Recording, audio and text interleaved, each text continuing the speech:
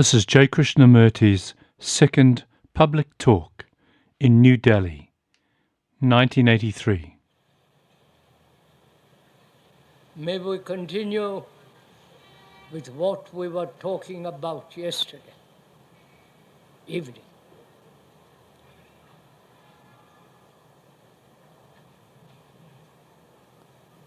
We were saying, weren't we, that we all have images. Not only psychological images, but images outside of us. And these images separate man from man. The national image, the religious images, and so on. They have been one of the causes, perhaps the major cause of war. Ideals have divided man. Ideologies, the left, extreme right, and the center, they've all ideologies, and they've separated man. Ideas, the original meaning of that word, idea, from the Greek, meant to observe, not to make an abstraction of what one observes. Ideas, ideals, beliefs, faith, a particular devotion to a particular ideal, image, and so on, throughout the world for the last millennium, they have divided man against man. And we still carry those ideals, those images, conclusions. And we seem to be never free from any of those things. When asked why,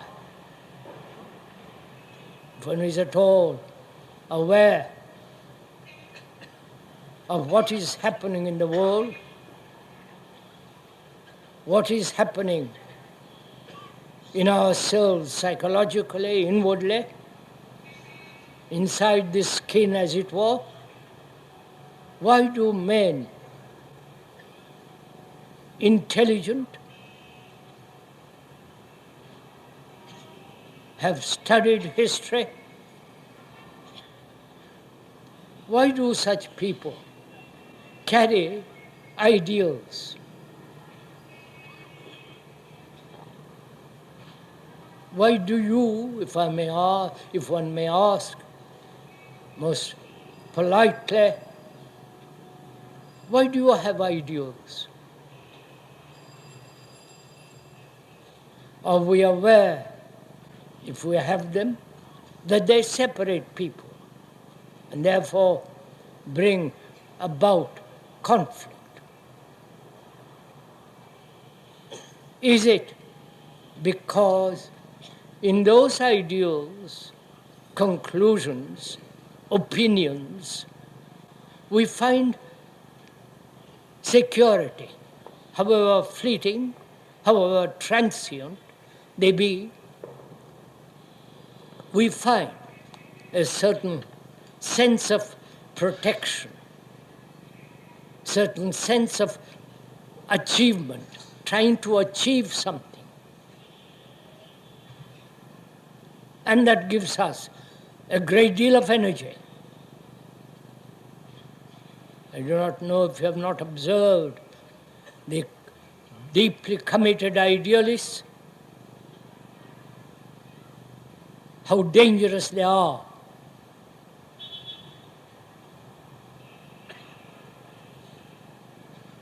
And if one is aware that these images, created by the hand or by the mind, by thought, have been, again, a great contributory factor to war.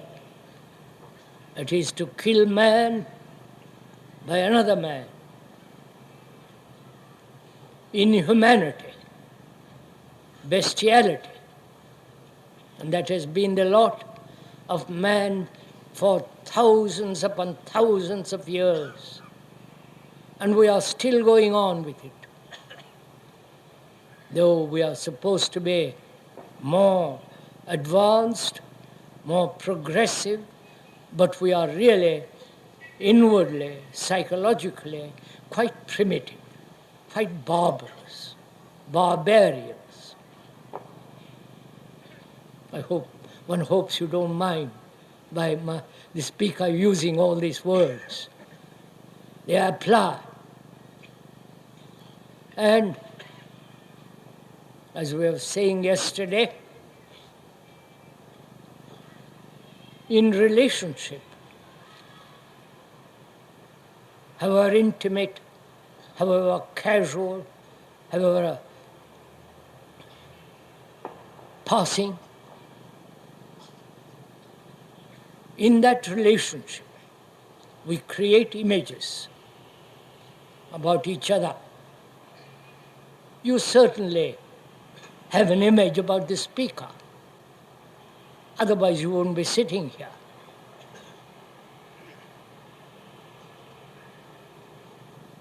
And so, the image becomes far more important than what is being said. What is being said becomes irrelevant when the image, the reputation, all that nonsense intervenes, acts as a block, so that you don't actually listen to what the speaker is saying. So could we, this evening, put aside our opinions, our images, and look? Because where there are images, there is no humility. The essence of humility is to be free of all images. You cannot cultivate humility because we are arrogant people, proud in our knowledge, in our achievement, in our thinking.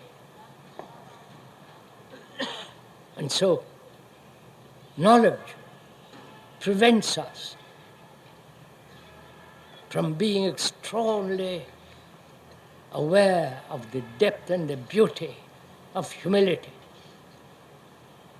It's only when there is such humility, one begins to learn about oneself, about the world, and ask if there is something far beyond the measure of thought.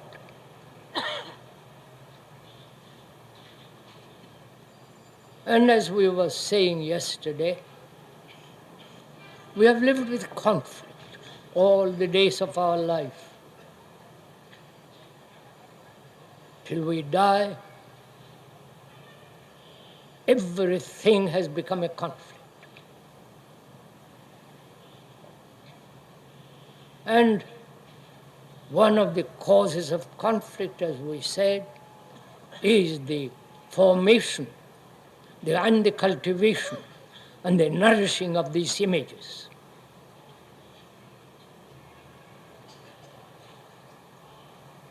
And as we said yesterday too, you're not hearing a lecture, a sermon, but together as two friends who are concerned seriously with the world, the appalling state it is in, and our own confusion, our own anxiety, fear, and our own sorrow. That is our daily life.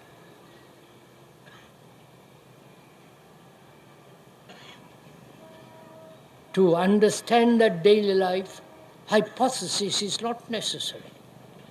No theory, no conclusion, because those conclusions, theories, hypotheses, suppositions are unreal. What is real is our daily life. And if our daily life is confused, is in disorder, our society, our environment becomes also disorderly, confused. We've said all this yesterday. And also we said that our brains, which evolved through millennia upon millennia, our brains, which is the center of all our thinking, which is the center of all our reactions and actions. It is the center also of all of our consciousness. That brain, which has extraordinary capacity in one direction, in the direction of war, science, medicine, surgery, hygiene, transportation, and so on. It has got extraordinary capacity, far more perhaps than the computer. Though they are trying to find out the ultimate mechanical intelligence, which is the computer. I don't know if you have gone into that question or even talked to people about it. They are trying to bring about a computer that can think, act, invent gods, and all the human beings do much more rapidly, instantly, though perhaps it cannot look at the beauty of the sky or the evening light or the solemn stillness of an evening.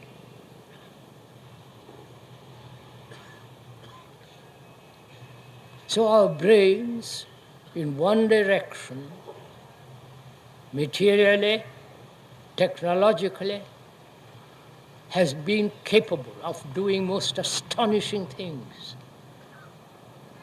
And in the other direction, psychologically, inwardly, the brain has remained more or less what it has been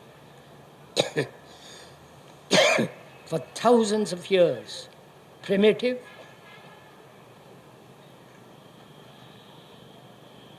brutal, violence, and so on. And we are concerned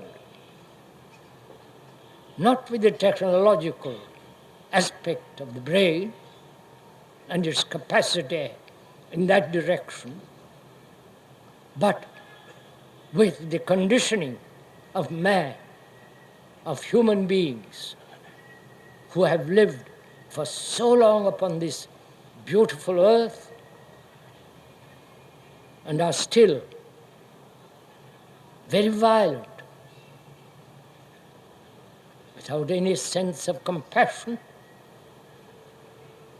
without any love, and so on.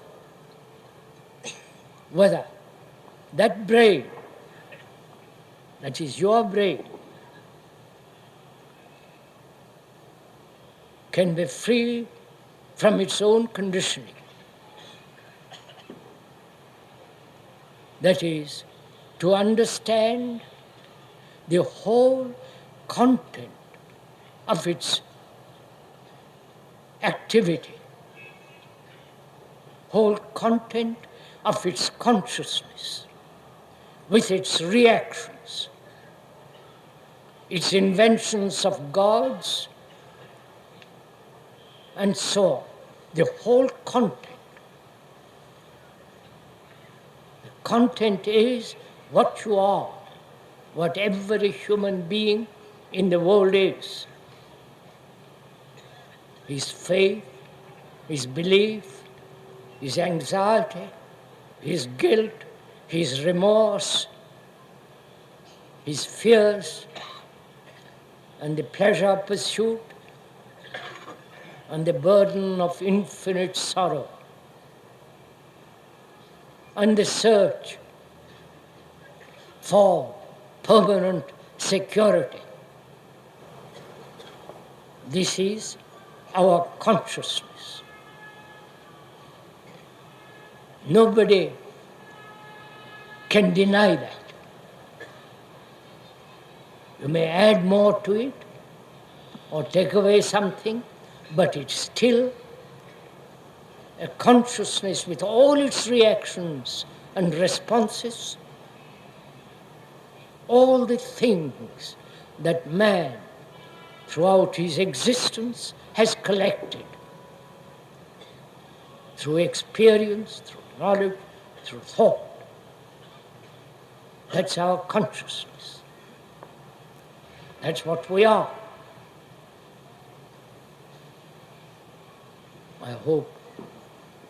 One hopes that you and the speaker are sharing this thing together, not merely listening to what he is saying, which is also important, but far more important that we look at the thing together.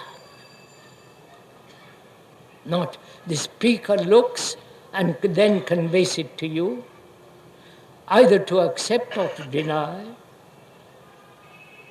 but rather together, intelligently, sanely, with a sense of affection. Look what we are. Not what we should be. The what we should be is unreal. It has no meaning. Whether you're going to be a great man in the next life or a saint, all that stuff is unreal. It has no validity. It has no stability. And if we lay our foundation on something unreal, a world of make-believe, then we are escaping, running away from reality of our daily life.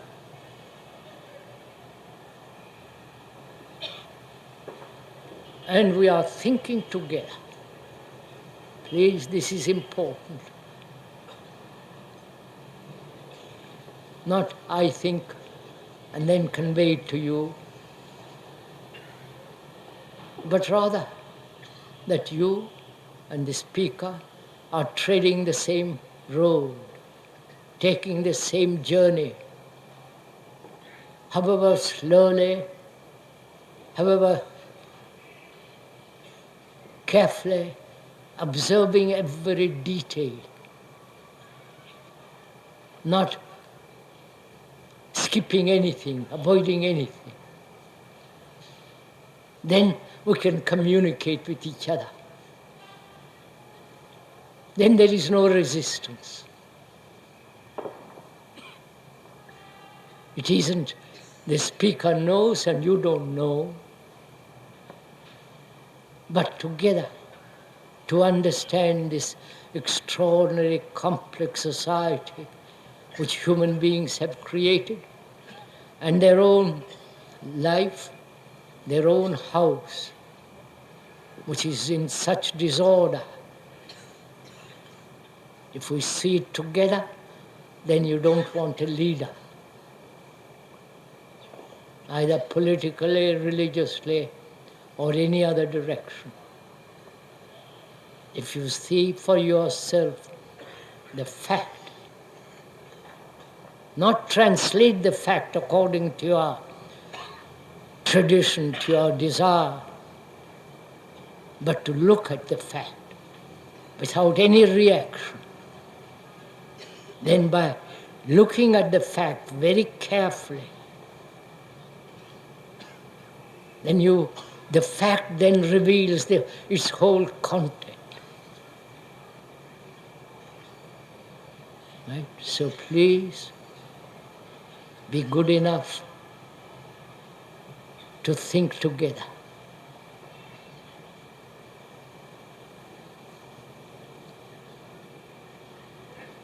Our concern is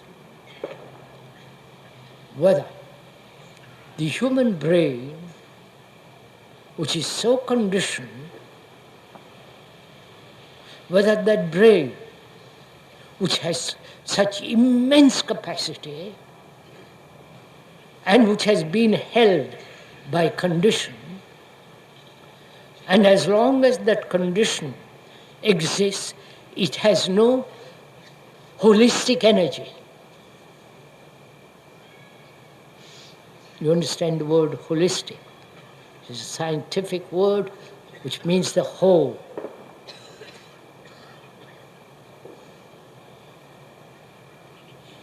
And to find out for oneself by careful observation, not analysis. When you analyze, who is the analyzer? Right? Is the analyzer different from the analyzed? You may analyze a tree or the leviathan of the seas, the whales, the dolphins. One does not know if you have seen the beauty of a dolphin. I won't go into all that for the moment. It's not my business. Those you can analyze by careful study, something outside of you. So when you analyze yourself, who is it that is analyzing? You understand my question? Is the analyzer different from the analyzed? That's right. Why does one have to explain a very simple thing?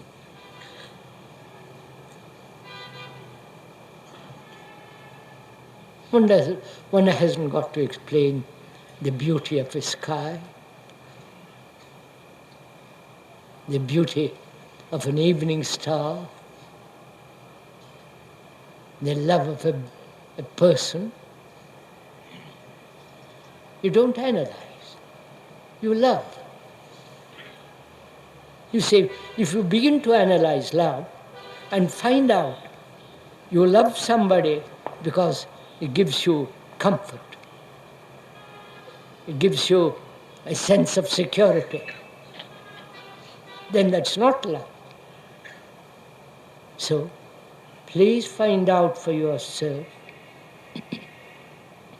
the significance of analysis. Apart from the professional psychiatrists, psychologists, apart from them, you have to learn, understand your whole structure of yourself. If you depend on a therapist, psychotherapist or psychiatrists and so on, psychiatrists and so on, then you're always depending on somebody. But if one can discover for oneself the truth of all this, then there is no dependence on anybody. That gives you tremendous energy, vitality and clarity. So it is not a question of analysis. We are not analyzing the content of consciousness. We are observing. If you observe as though it was something outside of you, then there is a gap between you and that which you observe. What you observe, is it not yourself?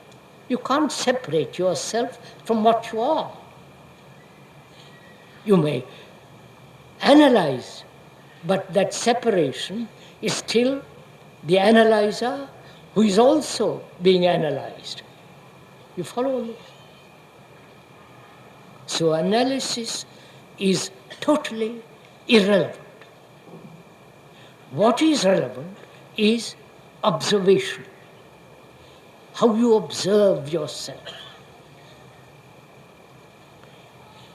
If the observer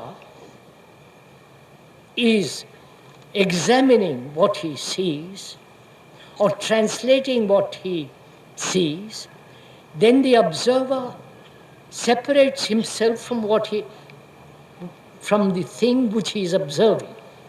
Are we getting nearer what I'm trying to explain? That is, when you are angry, is that anger different from you? When you are jealous, as most people are, is that jealousy different from you? You are that jealousy at that moment. When you are full of that feeling, which includes hate, antagonism, violence, at that moment, at that second, you are that. Then, a few seconds or minutes later, you say, I have been jealous. Then you begin to analyze jealousy. You follow? You have separated yourself from the fact. So the observer is the past, right? The past accumulated knowledge about jealousy. And that accumulated knowledge is the observer who says, I'm different from that feeling which I've had some time before. Right? So can you observe? Is there an observation without the observer? You understand all this?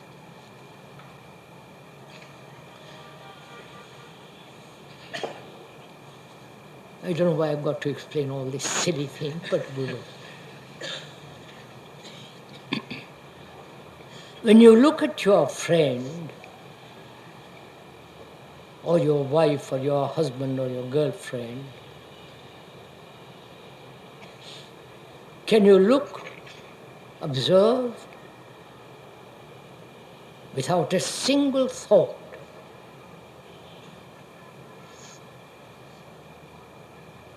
You can't.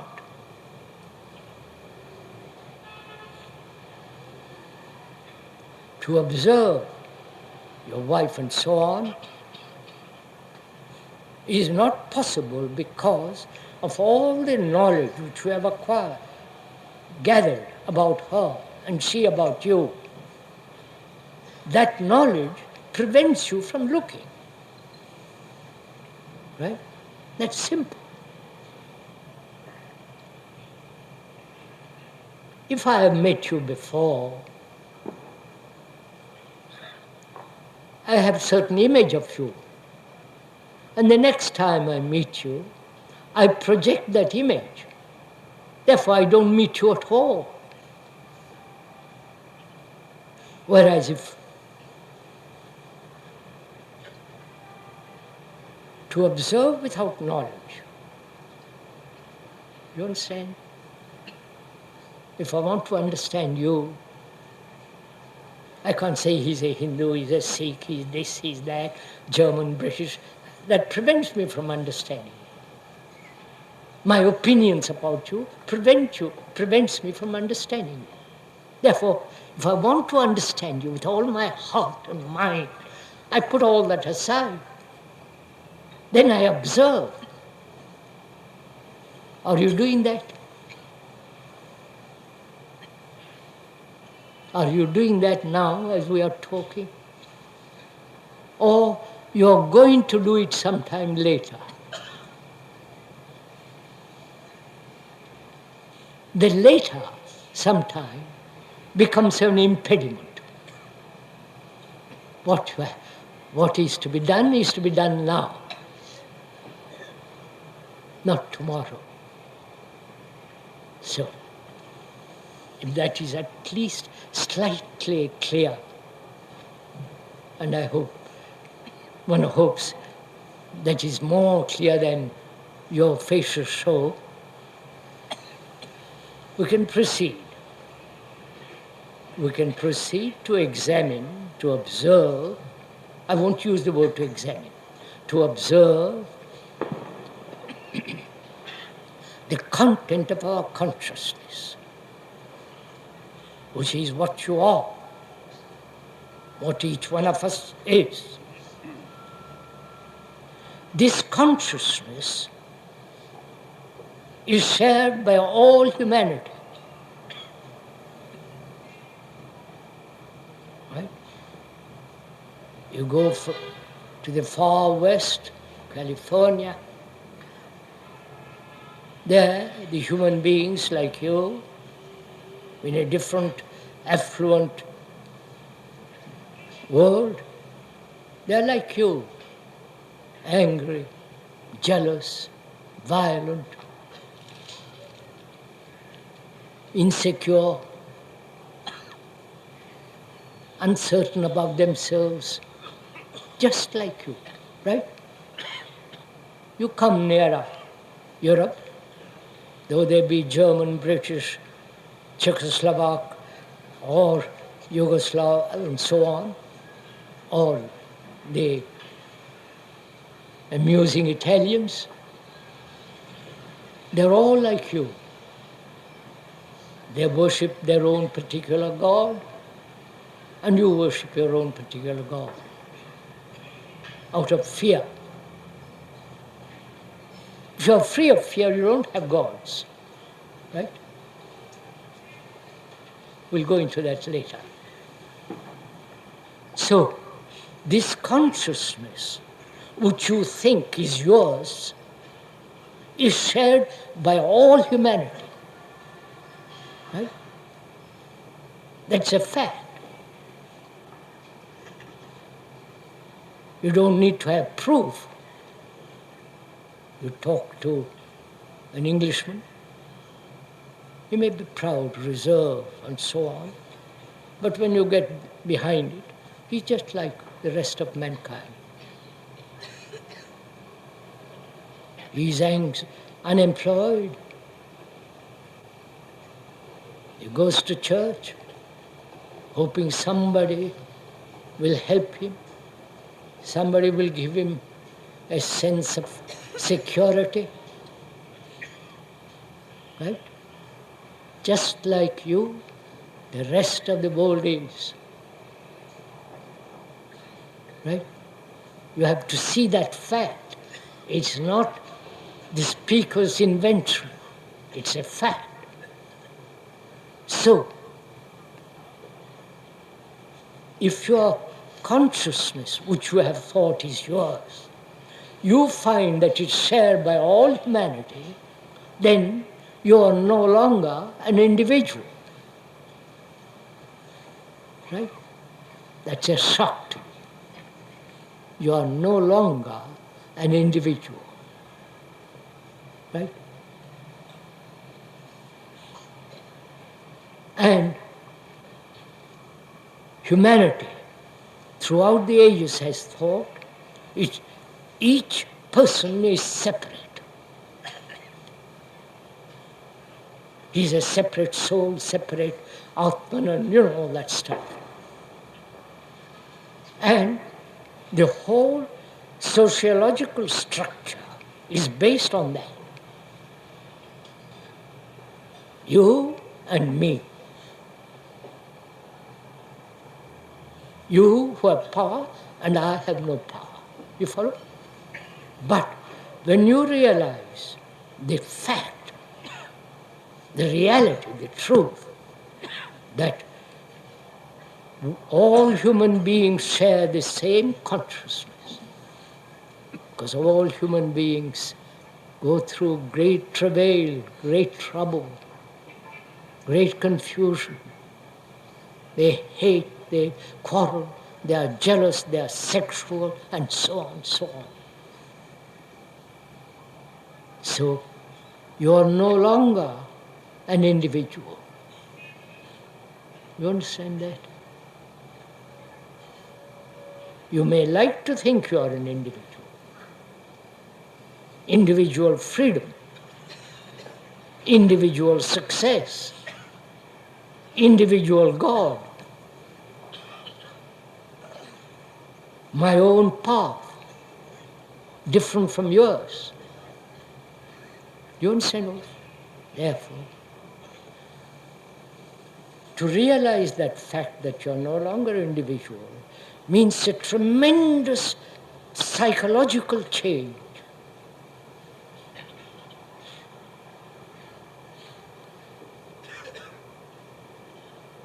It's not mere verbal description, but it is a fundamental, radical revolution in the psyche. That you are the entire humanity. Right? When one realizes that, you will never kill another human being.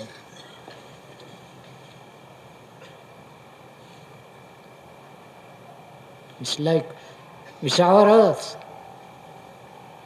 It's not Indian earth.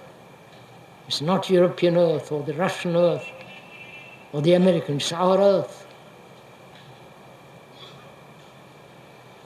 And we are the rest of humanity. You understand what that means? It gives you a great sense of compassion, great sense of responsibility.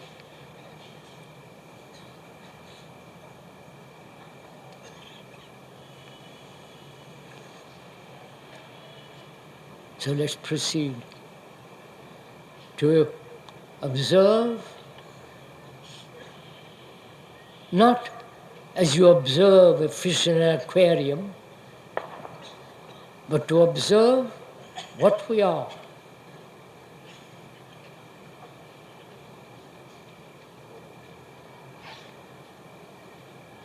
First of all, to observe, we must understand the nature of thought, which we went into briefly yesterday, and also the nature of time. This becomes serious, please. Not that what we have said a few minutes ago was not serious. It was. It still is. But this requires a great deal of attention, a great deal of, not concentration. Concentration is deadly to attention.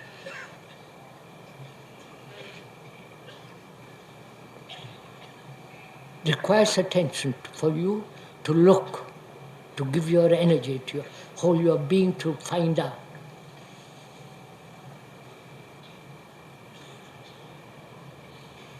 we said thought is limited yesterday. Because thought is based on knowledge. And knowledge is based on experience. You see, in the scientific world, through constant experience, one hypothesis after another, one theory after another, breaking it down, trying to prove it, accumulating more and more and more knowledge. No scientist worth his salt will ever say knowledge is complete. Right? No book, no religious book can ever be complete. It's written down by thought. The words used are the symbol of thought. So, please observe for yourself that your knowledge, your experience is always, will everlastingly be conditioned, limited. That's a fact. So your thinking is also limited. And any action born of thought, which is limited, must inevitably create conflict between you and another. Right? Because the very nature of thought is divisive, because it's limited. You follow? Not what the speaker is saying, but you yourself are observing, seeing the fact, the truth for yourself, that thought will always be limited. Because it's based on knowledge, based on experience. And as thought itself is a fragment, right? Because it's limited. Therefore, the solution for all of our problems is not through thought. I wonder if you get it?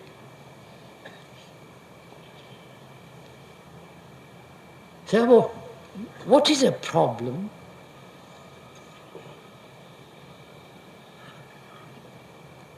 The meaning of that word,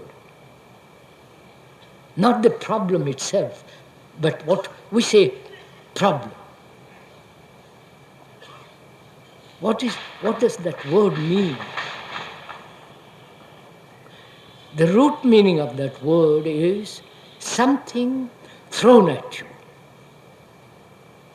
You understand? Something which acts as a challenge to you. Right? That is the meaning of that word from Latin and Greek and so on. I won't go into it. It's something actually thrown at you. That's a problem. And our brains from childhood have been trained, educated to solve problems. Right? A child goes to the school and he has to learn mathematics. That becomes a problem to the child. Then geography, then history, then you follow biology and physics. Everything becomes a problem. So his brain, which is your brain, is conditioned to solve problems. Right? So you never solve problems. You understand? I wonder if you understand this. If my brain is conditioned to solve problems, I look at life as a problem. So I'm always trying to solve problems of my life, right? As the politicians are doing throughout the world, they're trying to solve problems, and so increasing problems.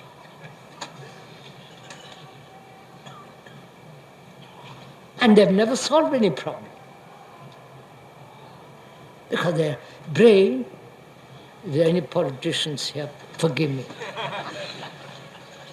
So their brains are trained, educated from childhood to solve problems. And therefore, they have never solved any problem.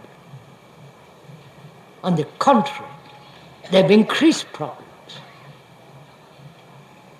No, don't laugh at the politicians. You're also the politician. The politician is not different from you. So please understand this very important fact, that as long as your brain is trained to solve problems,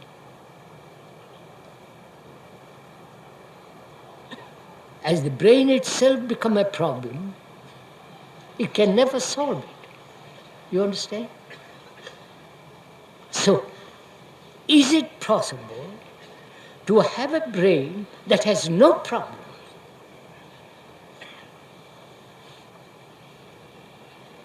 Then only it can solve problems. You understand this? Please capture this. Please understand this as depth, not superficial. To live a life without a single problem. That means to be free, the brain being free of its education to solve problems, so that it can look at problems. Because it's only when there is freedom they can observe. You know that word freedom also implies affection, love.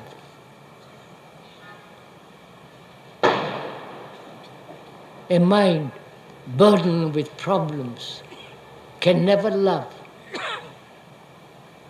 I don't know if you understand all this. At least some of you do, I hope. Understand not intellectually, but actually. And then put it in life.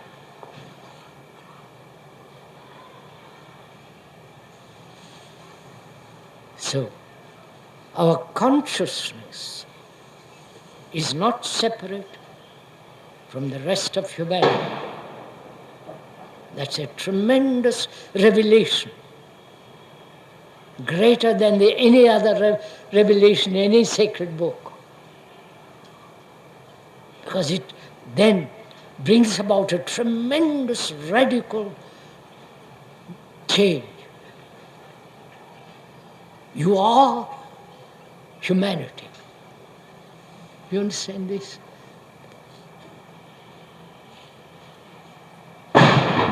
So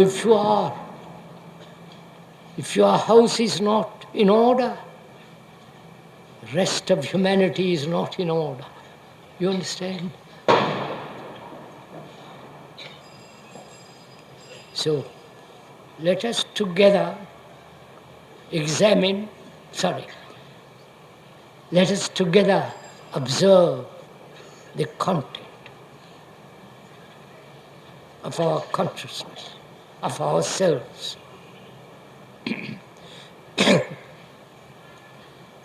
One of the factors is thought and time. Thought has become the major factor. It's the only factor, because it has accumulated the whole content of our consciousness. Thought, as we said, is born of experience, knowledge, stored in the brain as memory, and from memory, thought exists. This whole process is instantaneous, and that thought is limited. Right? It's clear, simple. Then we must look at time. Because for us, time is extraordinarily important. The tomorrow, with its hope, with its danger,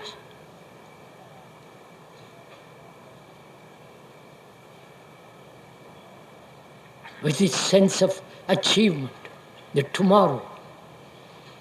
That tomorrow may be 100 tomorrows, but it's still tomorrow. That tomorrow is the time of yesterdays. Right? Do you understand all this? Yesterday, when you say yesterday, it's already the past, and therefore is part of time. When you say it's 12 o'clock, it means it's past 11 o'clock. So yesterdays and many thousand yesterdays are the result of a continuous movement of time. Right? Right, sir? You understand? Time. Not only physical time, but psychological time. I will be. I am not, but I will be. That's time. I am not good. Would you, any of you say that? You won't. I am not good, but I will be good. I am ignorant, but I will be learned. This life has been unsatisfactory, miserable, perhaps next life. The next life is what you are now. Right? If you don't change now, you'll be what you are tomorrow. Only we postpone to the next life, if there is next life. But we won't go into that for the moment. So, time to achieve, to learn, to become a success, to find enlightenment, to meditate, time, both chronologically as well as psychologically, is tremendously important, right? Because of your whole life is based on time. Your business, your learning about technology, learning about computer, learning a new language, learning how to drive a car, how to play the violin or this or that. That requires time. Please listen to this carefully. To learn a language requires time. To learn about any technology requires time. That same requiring time is extended to the psychological field. You understand? I need time to learn how to drive a car. So I also need time to learn about myself. It's the same movement, right? Are you following this?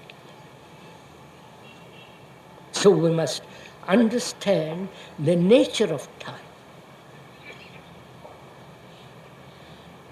There is time outwardly, right? Sun rises, sun sets. Sun rises at a certain time in the winter, sets at a certain time. Sun rises at midsummer at a certain time, sets at a certain time. Spring, autumn, and so on. All that is external time. But also we have an internal time, which is based on becoming. Right? I have an ideal of non-violence, which you are so fond of, and in the meantime I'm violent. And one day I'm going to get there. Right? In the meantime, I'm going to be violent. So non-violence is a fallacy.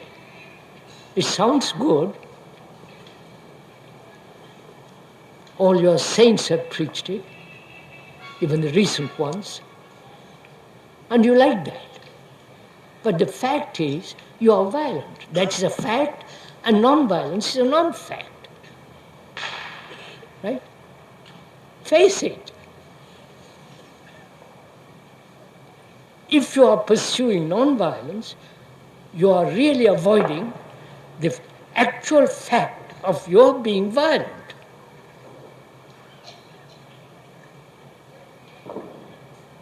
And to face that is more important than the pursuit of non-violence.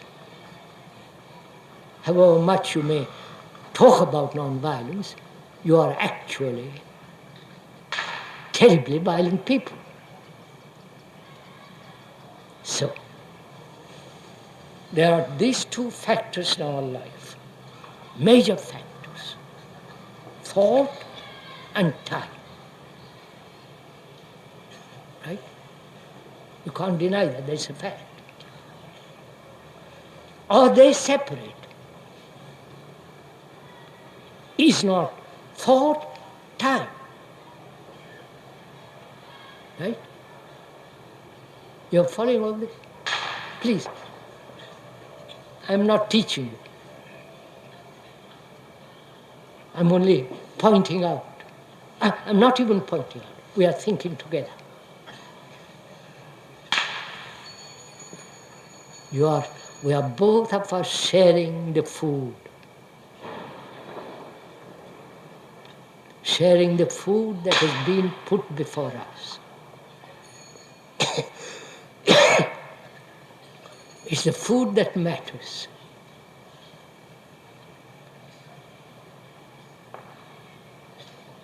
And the food, if it is properly balanced food, nourishes. And this food is thought and time, which you must share with the speaker. That means you must understand the nature of time, which is also very complex, as thought is. We are pointing out both are movements, right? Thought is a movement, and time is a movement. So they are one. It is not thought is separate, time is separate. Thought has created time. Right? I am this, I will be that. That movement is brought about by thought. I will achieve my ideal. That's a movement of thought, including time. When you say I will achieve, achievement means time. Right? I hope you see all this together. So these are the major factors of life. Time plus thought. And to look, to observe the content of our consciousness, which is shared by all humanity, and therefore you or the rest are humanity. And that's a marvelous thing if you understand it.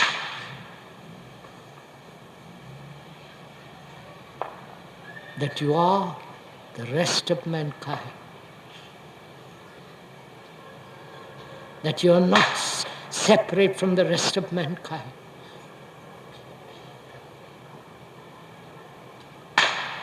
So we can examine, so we can observe our content, the content which is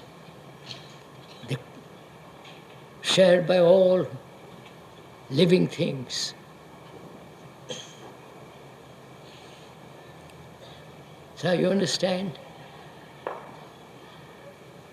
Then that thing is sacred. That's the holiest of things. Because then there is no separation. There is no division. Then your wife is you. And you are the wife. Oh, you don't have.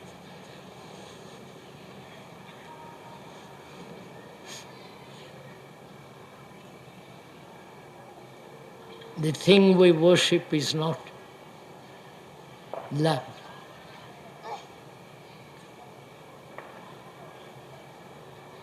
Your scriptures, your books, your gurus, your temples, in there is no truth.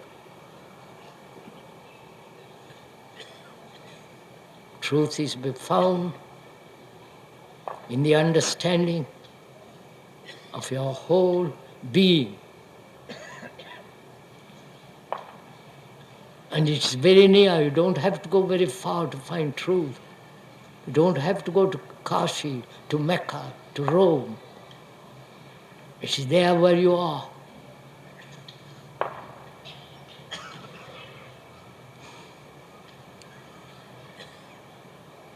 Forgive the speaker for his passion.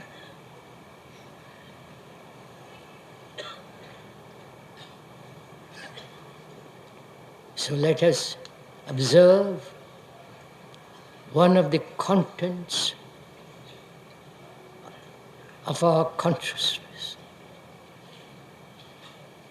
From childhood, we are psychologically being hurt. That's a fact. The parents hurt,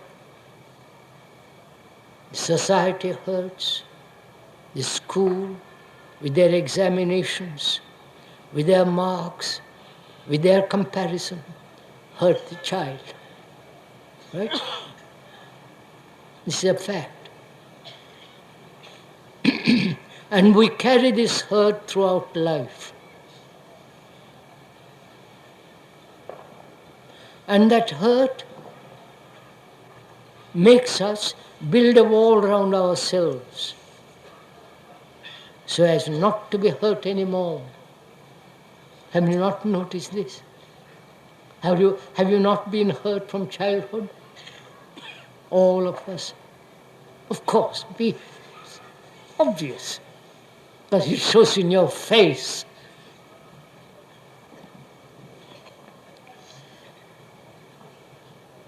And what is it that is hurt? You say, I am hurt. What is you that is hurt? The image that you have built about yourself, right? That is hurt. And you have identified yourself with that image. If you had no image, you would never be hurt, right? Which means you have no identification with anything for all this.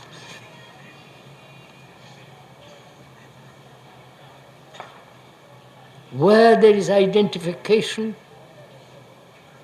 with a family, with a country, with an ideal, you're always going to be bruised, shaken, hurt, frightened.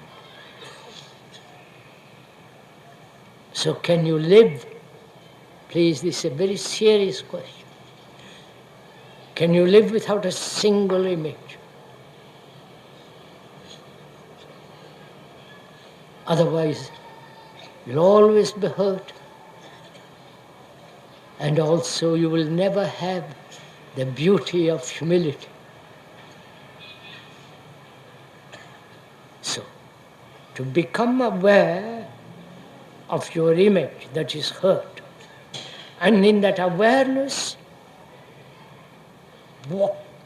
be intensely aware without any choice. Don't choose. You can't choose in awareness, right? If you are aware of your, now as you're sitting under a tent, a marquee, if you're aware of all the color as you come in, the shape of the tent,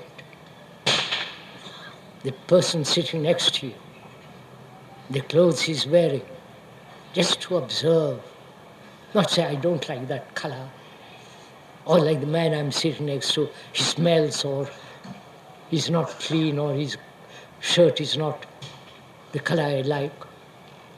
Then your awareness is limited. But if you are aware, without any choice, without any direction, then that awareness reveals everything. So,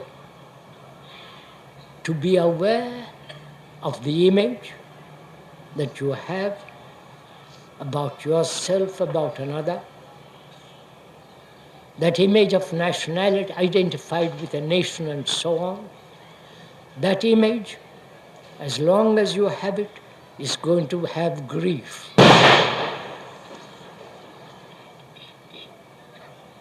Sorry. Pain. Gets hurt. So the question is, can you live without any image? One can.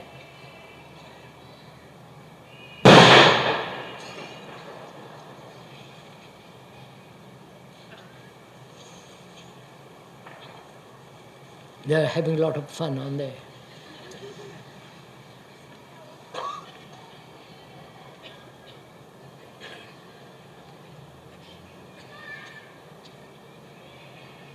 If you understand, if you see the fact that as long as you have an image and identified with that image, you're going to have great problems.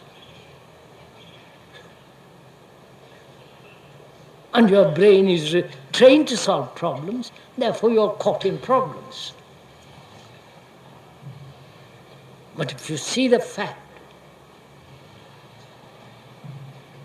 not as a problem, that as long as you have an image, it must be shattered by somebody. Therefore you get hurt.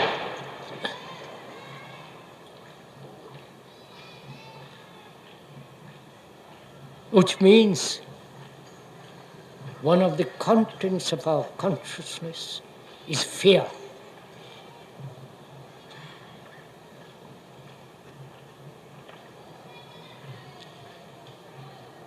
Shall I go into it now?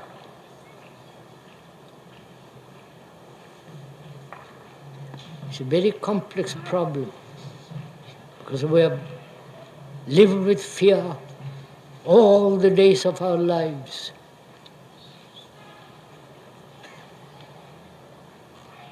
It's a dark shadow.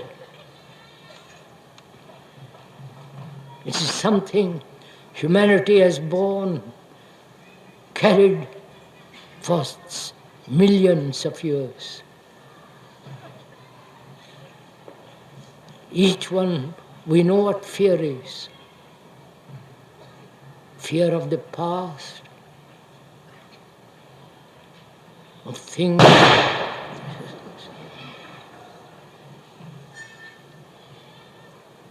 Fear of the past, the remorse, the guilt,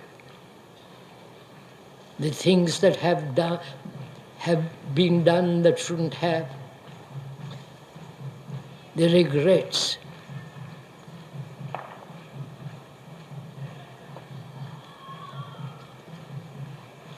Fear is very complex.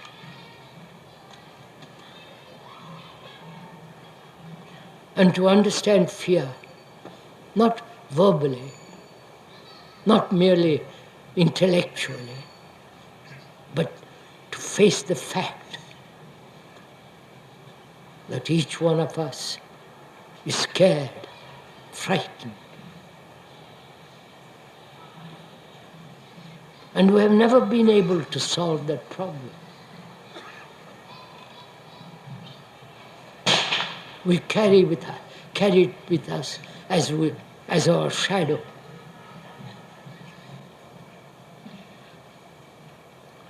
Fear means to be alone, to find oneself lonely,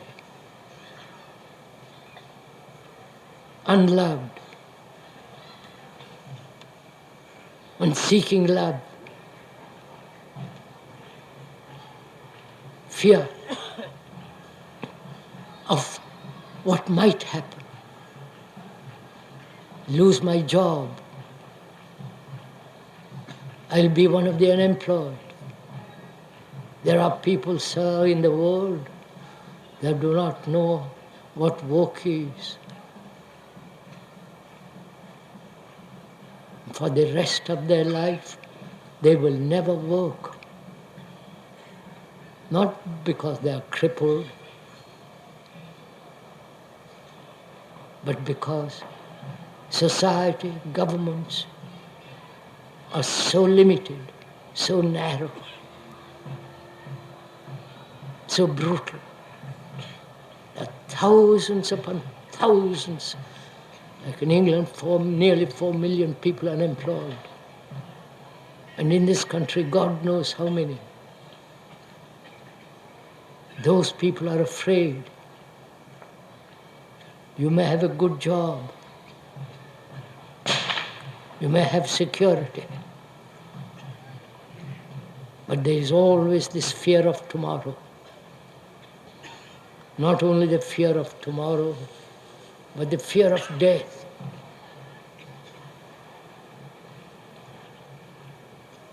Fear never being whole, complete.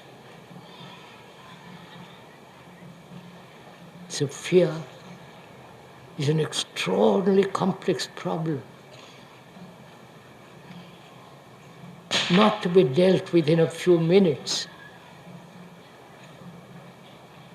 It's a vast area of our life. And in that area you must tread very slowly, carefully, tentatively. It's not how to end fear, but in the very understanding the depth of it, the quality of it. There is an end to that fear completely, that can never return. A freedom, absolute psychological freedom from fear. Then no God, no prayer, no scripture exists. It's only the fearful mind, fearful brain that seeks security in things illusory. So, as it's now 7:15, we'll have to stop. We'll go on, go into all this next Saturday and Sunday.